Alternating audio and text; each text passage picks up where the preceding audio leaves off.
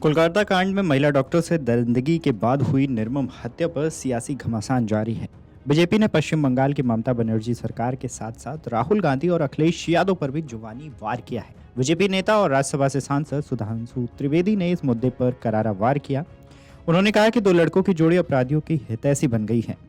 कांग्रेस नेता प्रियंका गांधी अब कुछ बोल क्यों नहीं रही हैं, उनके मुंह में दही क्यों जम गई है। बीजेपी नेता ने महिलाओं पर अत्याचार के मामले पे विपक्ष की चुप्पी पर सवाल उठाए हैं।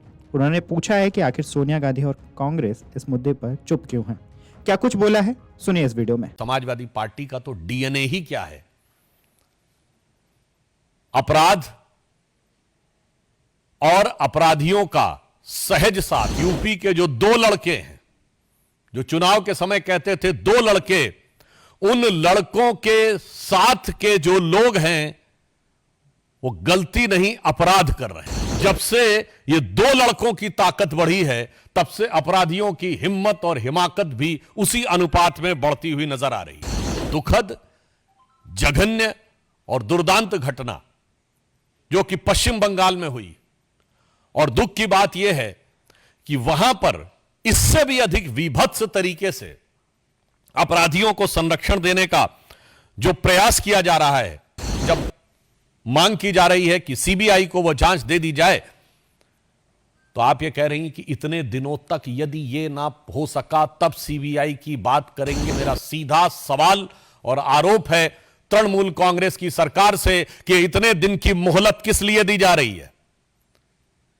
ये इतने दिन की मोहलत किस प्रकार के मैनिपुलेशन के लिए दी जा रही है? क्या राहुल गांधी जी जो कहते थे कि मोहब्बत की दुकान, तो मुझे लग रहा है कि उनकी दुकान में, उनकी उस सियासी दुकान में मोहब्बत अपराधियों के लिए है। इसके साथ ही सुधांशु त्रिवेदी ने अयोध्या, कन्नौज और कोलकाता में महिला अत्याचार के मुद्दे को भी उठाया। उन्होंने कहा कि कन्नौज से लेकर कोलकाता तक महिलाओं के प्रति विद्वेष के साथ साथ अपराधियों को संरक्षण देने की खतरनाक मानसिकता दिखाई दे रही है।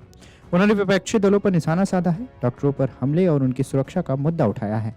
प्रियंका गांधी की चुप्पी पर भी उन्होंने सवाल उठाए हैं। उन्होंने कहा कि यूपी के दो लड़कों के बारे में जो बड़े वाले लड़के हो गए हैं, राहुल गांधी, उनसे हम पूछना चाहते हैं कि क्या आपकी मोहब्बत की दुकान में सिर्फ अपराधी, भ्रष्टाचारी और बलात्कारी का सम्मान ही उपलब्ध है?